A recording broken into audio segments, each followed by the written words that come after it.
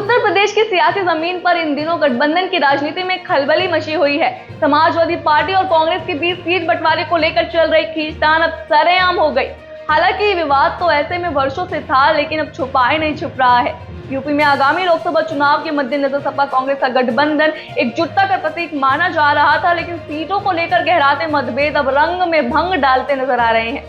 अखिलेश यादव ने कांग्रेस को साफ संदेश दे दिया है, जो 2 सीट दी गई है उसी पर चुनाव लड़ो। सूत्रों के अनुसार सपा अध्यक्ष अखिलेश यादव ने राहुल गांधी से फोन पर बातचीत कर यह स्पष्ट कर दिया है कि कांग्रेस को दिए गए 2 सीटों गाजियाबाद और खैर पर ही चुनाव लड़ना होगा।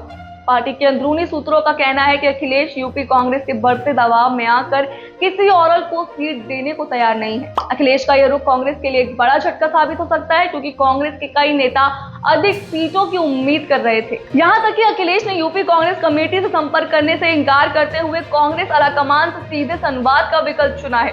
प्रदेश स्तर पर बातचीत के लिए राजेंद्र चौधरी और उदयवीर सिंह को अधिकृत किया गया है। सपा के एक वरिष्ठ नेता ने बताया कि पार्टी चाहती है कांग्रेस गठबंधन में लड़े, लेकिन एक छोटे साझेदार के रूप में। सपा का मानना है कि कांग्रेस के पास यूपी में मजबूत जनाधार नहीं है और जहां कांग्रेस ने सीट जीती है वहां सपा की कोर वोट बैंक का योगदान रहा है। इधर प्रियंका गांधी और उनकी टीम अखिलेश यादव के इस रुख से नाखुश है।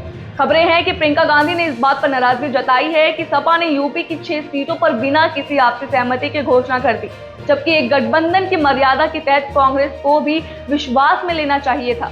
इन सीटों में गाजियाबाद और खैर जैसी बीजेपी की परंपरागत सीटें हैं, जहां कांग्रेस का चुनाव जीतना बेहद मुश्किल माना जा रहा है। प्रियंका गांधी और उनके सहयोगी चाहते थे कि सीटें कांग्रेस की पसंद के अनुसार दी जाए, लेकिन अब उन्हें सपा के फैसले के साथ संतोष करना पड़ रहा है। कांग्रेस के भीतर इस निर्णय ने और खलबली मचा दी है। कांग्रेस प्रदेश अध्यक्ष अजय राय मंझुआ से अपने बेटे शांतनु राय को लड़ाने की मंशा रखते हैं।